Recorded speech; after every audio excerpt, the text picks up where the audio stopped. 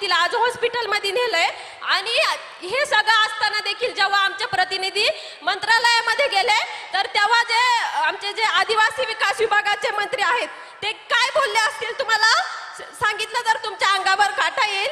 ते म्हणतात सॉरी मी याच्यावर काही करू शकत नाही, हे सीएमच्या हातात आहे. मग तुम्ही जर आदिवासी विद्यार्थ्यांच्या विकासासाठी तिथं बसलेत तर तुम्ही जर तिथं आमच्या विकासासाठी बसलेत आणि तुम्ही जर आमचा विकास साधू शकत नाही तर तुमचा तिथं बसण्याचा अधिकार नाही, हे मी आज ठणकावून सांगते.